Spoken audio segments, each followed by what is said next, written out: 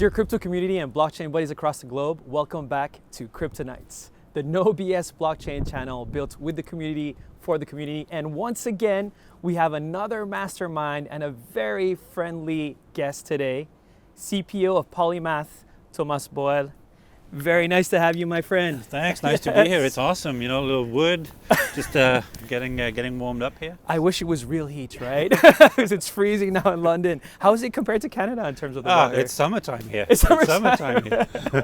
It's that easy for you, yeah? Yeah, it's okay. Yeah, it's all right. It's all right. Awesome. It's lovely to have you here. And I think, you know, STOs obviously and security tokens has been the headline of 2018 and 2019, and I think it's great to have someone who can educate or edutain the community out there. But if I can start off with a simple question, I know you have two beautiful daughters. Yeah. The little one is Kayomi, right? Yeah, that's right. 12 years old. She's 12, right? Yeah. And she knows what a security token is. Yeah, so it was actually fun. So they're very interested in what I do, and so when I joined Polymath about a year ago, you know, they wanted to know, so how is it? You know, what are you doing? Is it like Bitcoin? I'm like, how the hell do you know Bitcoin? And so it was a fun series of dinner conversations over, you know, this is what a security token is. So you have utility tokens and you have security tokens. Security tokens are backed by an asset. It can be, you know, a fractional ownership of a company. It can be fractional ownership of a building. It can be anything. It can be, you know, a wind farm, a solar farm. You can get all sorts of really cool projects behind it. But the fundamental thing is, one, it's very regulated, and two, it's backed by an asset. And so, you know, we had to go through those different conversations. This is how you set up your hardware wallet. This is how we started with the paper wallet, then we moved to the hardware wallet. So it's yeah, they're getting into it, and then it's fun to, you know, spend some time talking about the industry and talking about what security tokens are, where the market is, and where we're going with it. Yeah. The future is bright with the daughter size like yours, yeah, right? Look, I mean, it's fun. Yeah, it's really encouraging to see all that interest in the technology side of things, but also how it can change. It can change people's lives as well, right? So I always get my fair share of questions when I come home or I come back from travels, which happens quite a bit. So it's good. It's very encouraging, to your point, to see the amount of interest that that the new generation has in everything digital is super encouraging. Yeah. And it's funny that you mentioned that, because 2 days ago we had a shoot with Tom Lee, and one really interesting part of his data and his research is talking about generation gaps and how markets tend to peak when the purchase power of the new generation peaks. Yeah. There's an extreme correlation, which is very cool. But in terms of explaining this, obviously you just explained a little bit about the security token. There's also, as we say, a primary market and a secondary market. So imagine my grandma, Susie, was here and she's like, what is a primary market or what is a secondary market? Yeah. How would you explain it in layman terms? All right, so let's say, you know, I want to tokenize an asset, whatever that asset is. Let's say it's a piece of equity in a company. So it's going to be fractional ownership of that company. When the company is going to do a fundraise, they're going to sell those tokens for money. That would be primary issuance.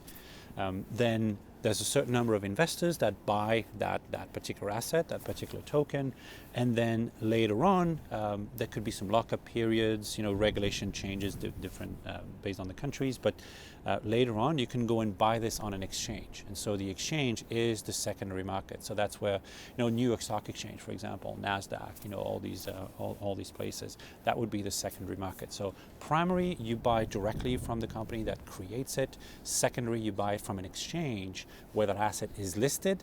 It has a price. That price fluctuates based on market demand, and that's where you go and buy it on secondary market. That is a crystal clear explanation, super easy to understand. And so in terms of, on a peer-to-peer level, in terms of transferability, is that also the secondary market or a primary market? Yeah, so you can look at it as so it's referred to as OTC, over the counter, right? And it is considered secondary market as well, because you're not buying from the originator of the asset, you're buying it from someone else. But it's regulated just as much as the as trading on an exchange is regulated too. So you have OTC, over the counters, you have ATSs, alternative trading systems, and you have full-fledged exchanges as sort of three big places to do trades. But what's interesting with security tokens, for example, is you can, in a fully compliant way, do a peer-to-peer trade as well. Because if you have an infrastructure that has all the regulation built into the token, which is what we've been focused on, then that peer-to-peer trade can be done in full compliance. So if you think about it now, you sort of it opens up the ability for people to start trading assets in real time without having to go through some sort of an institution if they don't feel like it. That makes a lot of sense. Is that the most innovative part in that sense, where the transfer of ownership on a peer-to-peer level? Or obviously you must be fascinated by the entire ecosystem, but is there a particular part in primary, secondary market that you personally really like? So our goal as an industry, not just Polymath, but all of us as an industry, is to get into a place where anyone can create a security token to tokenize any asset and have that asset trade anywhere in the world, across borders, from one country to another, with what's called instant clearing and settlement. And so what that means is the seller gets their money right away, the buyer gets the asset right away, and all this happens in real time. That's where we want to be, right? But to get there, you're going to have regulation changes, and what's super encouraging actually is we see regulators getting together to get us there. So you can see that change happening already, or steps towards that change that are happening, which is really fascinating, really exciting. That's what the goal is. There's work to be done, infrastructure build out, regulatory changes, but we'll get there. Eventually we'll get there. Originally the products we were seeing, the financial products we were seeing being tokenized, were very traditional asset classes, equity, for example, real estate, and so on. And so one of the challenges that those organizations were getting was not in the actual tokenization of the asset, but getting interest from the investors. And so the reason for that was, the investor would look at the product and say, I could get a product with the exact same features in the traditional way. So I can buy it in a way I know, trade it in a way I know, because I've been doing this for a year, 5 years, 10 years. Or I could get it as a token, which I need to understand what a token is. I need to understand how custody works with that token, because custody is where that asset is actually going to reside, whether you have self-custody, so it's in your pocket, in your computer, or you use the services of a custodian, a company that is regulated to take custody of that asset. And so it effectively created friction, right? They were looking at this going, I know this way, the traditional way, I don't know the security token way, so there's no real incentive for me to make the jump. But now we're starting to see some really interesting products, financial products, that you look at them and you go, I cannot do that in the traditional world. And so you have like rapid payment of dividends or rapid payment of profits that we've seen with an alternative energy company. So they do a token to tokenize a wind farm or a solar farm, and then when that farm is up, the daily yield in electricity that gets resold back into the grid is redistributed to all the token holders on a daily basis. Right, so now it gets interesting. You have, instant payment. That money, there's almost no cost to it. You can distribute dividends to 1,000 people for just a few pennies. And so you look at this and you go, I cannot do that with a traditional infrastructure, because I would need to do wire transfers. Those wire transfers would cost me a lot of money. It would be 10, 15 pounds per wire transfer. So now 1,000 people would cost me 15,000 pounds, right? I get it for pennies. They get it in real time. They get the money immediately. They can use it for something else. So you look at this going, now we're on to something, right? We're on a place where you can have those very innovative financial products and make them available to a broader set of investors. We're we're seeing baskets as well. So they're referred to as baskets. And in a basket, you can have a little bit of cryptocurrency, a little bit of security tokens, a little bit of bonds and equity, and you can modify the ratio to get different risk factors associated, attributed to the product, right? So if you're an investor with a high risk profile, you can buy something that has more of one asset, less of another. If you're a lower risk, you can pick the balance. But what that does now is you tokenize this, you can buy it on primary issuance or trade it on secondary market on an exchange, but it gives everyone access to cryptocurrencies as a form of investment. And so you can start getting profits from it. I was at an event in London where Sir John Hargrave was talking about, the yield if you had just invested in bonds and equity, and 2% of crypto, bonds and equity and 10% of crypto, and the spread was massive. It was from, assuming a $10,000 investment.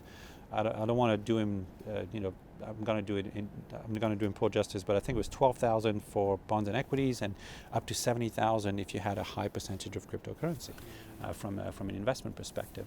But the point there is, you're investing into cryptocurrency without having to really understand cryptocurrency. You're investing in a hybrid product that has a certain risk factor that all financial products have. They have a low or a high risk factor or a medium risk factor, but it gives people access in a very simple way. So we're starting to see this happen, which is generating some interest in the investment community, because at the end of the day, it's all about the use case, right? I mean, we're talking about blockchain and the excitement around blockchain. There's lots of use cases with blockchain. You were mentioning security tokens are a very hot topic, and it is because it's obviously, I'm very much into it, so I'll say it, but it's a very exciting use case, right? It's very interesting because it's innovation meets regulation, all with the intention of driving the world forward, right? So that's, to me, that's super exciting. So you have the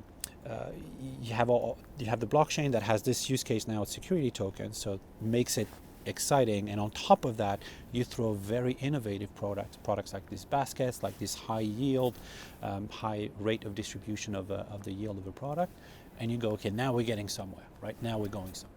And like you said, it's hard to get the institutional investors or traditional people to change their habits. Obviously, securitization started off with mortgage-backed loans back in the day. Then banks started adopting it, and so, like you said, they need something really attractive to get out of their way to want to adopt something. Exactly, and to me, if we look at security tokens, the key is not to try and replace existing financial products.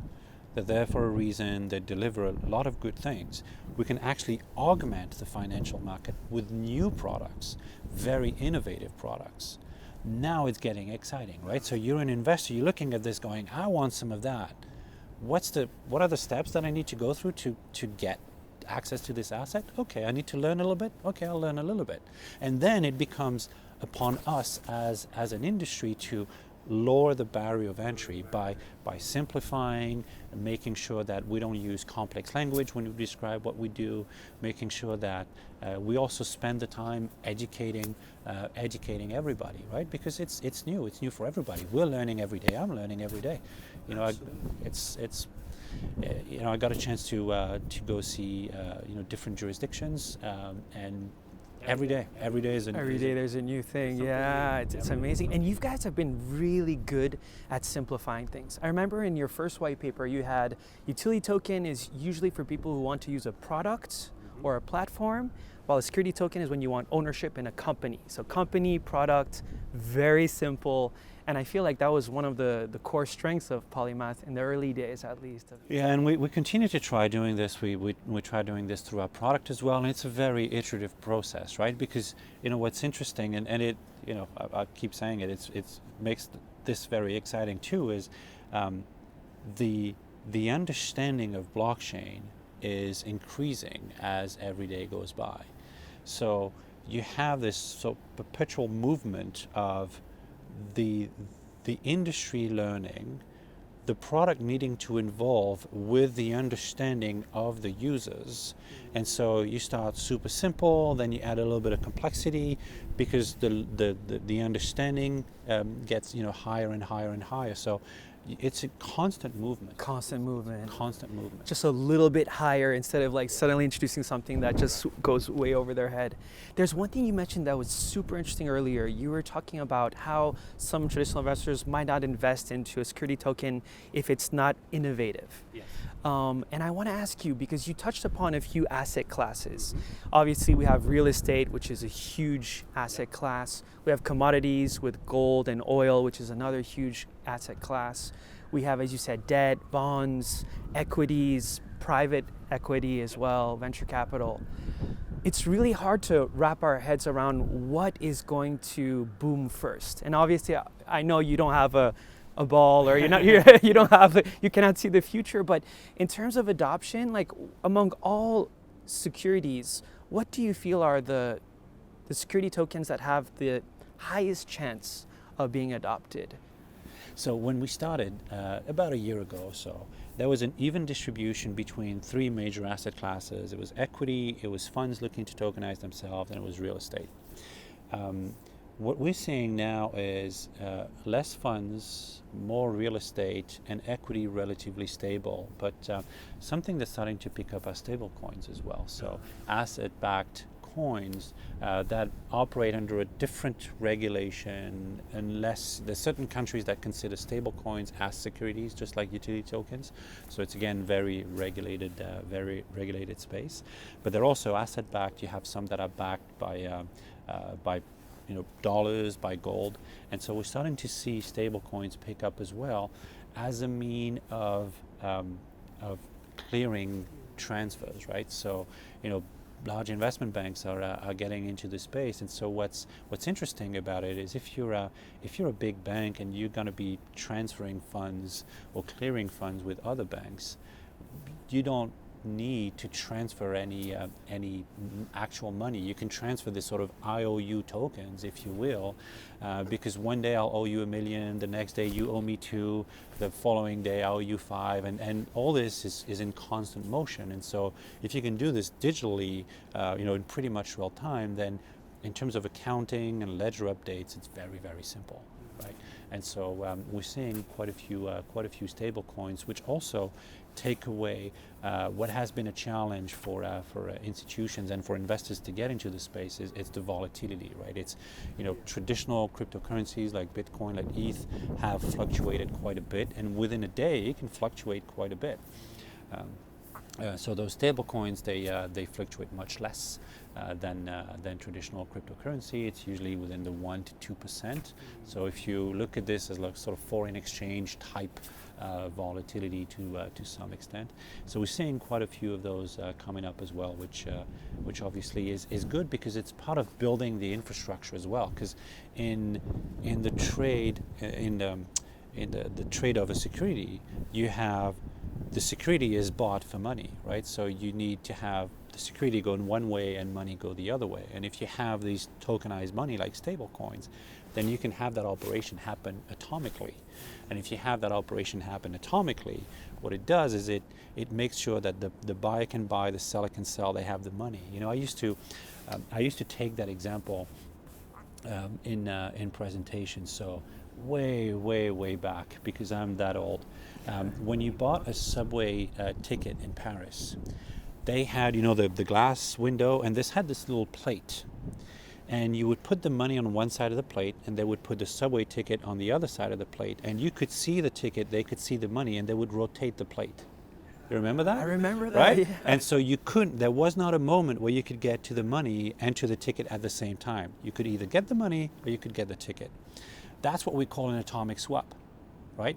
Basically, as the plate rotates, you gave the money, they check that you had given the right amount of money, the ticket is there, you check that it's a valid ticket, it gets rotated, whoever wanted the money gets the money, whoever wanted the ticket gets the ticket. So it's the ancient way of doing an atomic swap. Now we can do that really quickly with the blockchain. So when you trade a security this way, if you have a stable coin, you can do that, right? both cross each other over the wire, boom, your money gets received, the token got received. There's no chances of someone hijacking that transaction. That is such a good analogy, because you don't need a third party like a broker-dealer or a bank or a custodian bank. Yeah, or a clearinghouse. Or a clearinghouse, yeah, it's to technology. That's a really good analogy to explain that. Good for my grandma Susie as well. That brings me to a really important point. So you're talking about collaborating and finding ways to work through different platforms. Yeah. I'm assuming that your dream is to have a full global token economy where you can go from one country to the other. Yes. Obviously, it's still a dream as of today, but are you currently working with other security token offering platforms in different countries under different jurisdictions and trying to find a legal sandbox that can help everyone collaborate? So getting to this is the goal, right? Having that ability for someone in Singapore to trade with someone in England in real time, right? That's where we want to go, right? And now you can expand that with someone somewhere in Africa trading with someone somewhere in India, right? We got to get to this. Getting there requires infrastructure, requires regulation. There's all these places need to be put in place. From a collaboration standpoint, what's been very, very interesting is we see regulators collaborating. So there's this initiative called GFIN, Global Finance Innovation Network, that has a long list of regulators all over the world that want to get to this. They want to do this. So you have initiatives like that are showing that regulators are getting interested in enabling these capabilities. So, for us as Polymath, we see ourselves as a software company that is there to build part of that infrastructure. We're not there to build the whole infrastructure, we're there to build part of the infrastructure. So collaboration is very much into our DNA. So we work with registered broker-dealers in different jurisdictions, registered lawyers in different jurisdictions, and from a straight-up infrastructure exchanges in different jurisdictions, custodians in different jurisdictions. And we firmly believe that that's the only way it's going to work, right? If you do everything yourself, you can only scale as fast as you can grow. If you build a whole network of people that are regulated entities within their own jurisdictions, then it becomes so much easier for someone looking to create a token to find a lawyer that is capable of helping them in a jurisdiction that they would have no contacts in, without the use of a network like this. They would not know anyone without access to the network. And so that collaboration is foundational. So, one of the big initiatives that we started it started in May of 2018. Was we were talking with exchanges, and at that time you didn't have an exchange that was live, a regulated exchange that was live, right? Remember that, again, I go back to regulation over and over because it carves out sort of a subset of the infrastructure that's in place. So in May we were talking to those exchanges, and one of the challenges that they had was a lot of the security tokens that we're seeing were all bespoke. Everyone was looking at, this is the financial product, so I'm going to create a very specific smart contract on the blockchain to represent that asset. And so that was creating some friction, because as an exchange, you have a due diligence on the business side that you have to do. But now they had to do a due diligence on the technology side as well. And so we thought, okay, if we keep on going that way, we're going to just create additional friction. So in July, we invited 25 companies, and we did that in Barbados. And there's a point why I'm mentioning it, because it was a 3-day workshop with 25 companies. And you'd think, in July in Barbados, like you'd have everybody on day 1, and then on day 2 you'd have less people, and on day 3 nobody's left. That's not what happened at all. So we had a second group that was working on other aspects of tokenization, but the goal of these 25 companies was, let's create a security token standard, right? That's why we got all those companies together. And so it was 8 a.m. to 7 p.m. every day. And on day 2, we had more people than we had on day 1, because the second group were like, looks like there's something good going on over there. I want to be a part of it. And so on day 2, we had more people. On day 3, we had the same amount of people as day 2. And we're like, okay, Now the industry, this is a clear demonstration that the industry wants to come together and solve this problem, because otherwise there's plenty of better things to do than getting stuck in a room talking about securities when you're in Barbados in July, right? Yeah. But it was fantastic. We had custodians, we had transfer agents, we had exchanges, we had lawyers, we had former regulators, we had tax specialists. Everyone was there to represent a part of the ecosystem that makes a security and a security tradable. And so out of this came a proposed standard, which we proposed in September, proposed that to the community, worked through it. Now we're in full implementation stage. We've seen other organizations implement it, which is great, right? So now you see that adoption of a standard, people are interested in getting on board with it, which means we've attained our goal of helping reduce the friction. And so now that standard is for everyone to use. It's out there. Go read on it. It's called ERC 1400. You know, that's for the more technically inclined or people attracted to actually what the next level down in the technology looks like. But the response has been phenomenal. The response has been phenomenal. You know how when you start a new project, you go, okay, so these are going to be the metrics, and if we hit those metrics within a week, and these metrics within a month, and these metrics within 3 months, we're okay. We hit the 3 months metric within the first 3 weeks. So we're like, okay, we're onto something. The industry really wants to solve this problem. So the collaboration is there.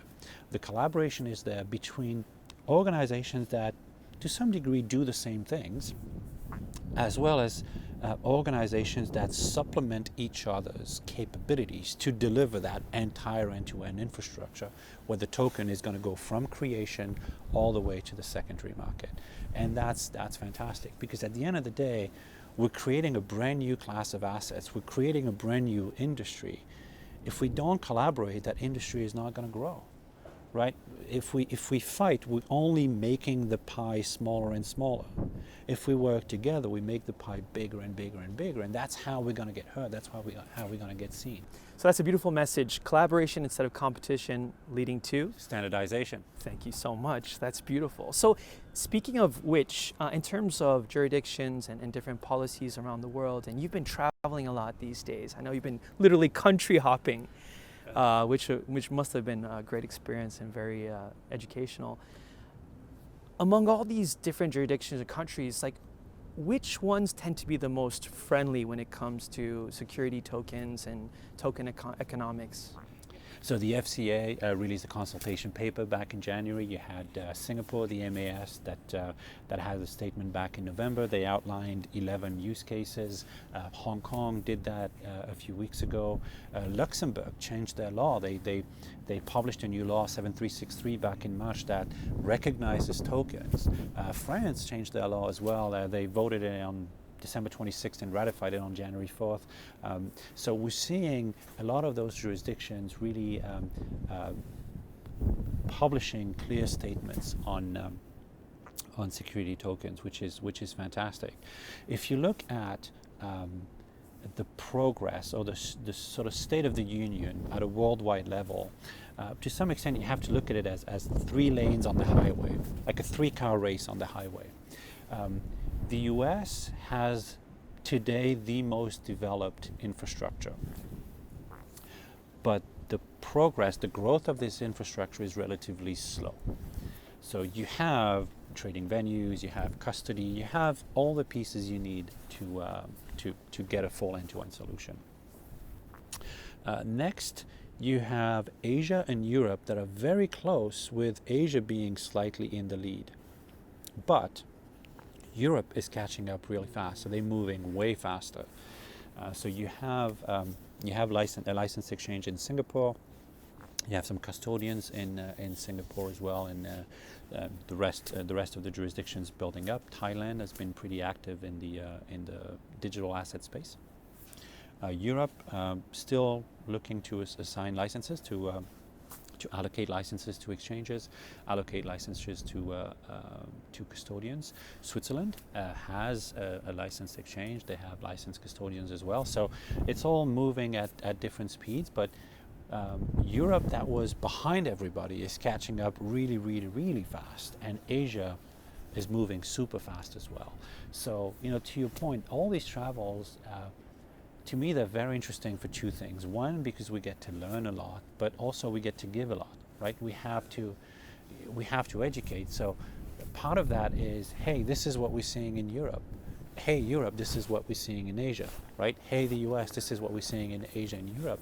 And that has to be a part of what we do, part of us educating the people, educating the industry, sharing the experience that we see all around. It's back to collaboration, right? Yeah, back to collaboration and consolidating all those ideas, get the best practices so that, like you said, we can have one framework that hopefully can help me shoot a security token all the way to Singapore or Japan in a frictionless way. And you have big standardization bodies that are very interested now in creating those standards at the custody level, on the security token side, and that's great, right? Because traditional financial institutions operate a lot on standards. That's how they connect with one another. And so when you have big standard bodies that are starting to look at how they're going to connect all the different pieces of the ecosystem, now it's another level, right? It's another level. So it's very, very promising. Don't get me wrong. There's still work to be done,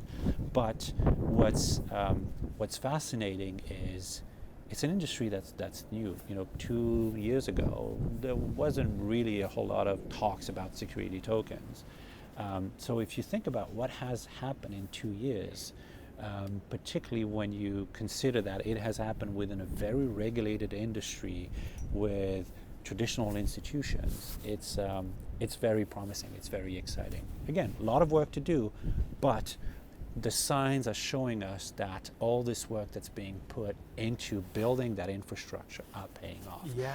That adoption is starting to come. So it's exciting. It's so exciting because, like you said, the speed is going so fast. When you look at securitization of assets in the traditional markets, there was a 10-year, I believe, gap between mortgage-backed loans and banks starting to securitize as well. So it's so slow, and you guys, thanks to you guys like you pushing it to move it forward, it's amazing. It's a whole industry. We just give a small contribution to it, but it's the whole industry, and it's what I really like is when you talk to anyone who's working in that industry, is you can see the excitement in their eye. You can see that strong desire of making it happen, because it's a fantastic enabler for a brand new set of asset classes that will yield returns for a much greater part of the population. Today regulation is still depending on the jurisdiction, regulation can be more towards what's called accredited investors or professional investors, which have a certain amount of wealth, a certain level of what's called sophistication, so they understand financial markets and so on. And so what that gets associated with is lockup periods, for example. So if you do a private placement in the US with US investors, you're going to get locked for 12 months, which means if I do my token today, my primary issuance today, my secondary market cannot get lit up for another 12 months because all my investors are locked in for 12 months. But we've seen changes like here in the UK with the crowdfunding rules, where you can raise multi-million euros through crowdfunding, which gives access to everyone, right? From a crowdfunding perspective, you no longer need to have a certain amount of wealth.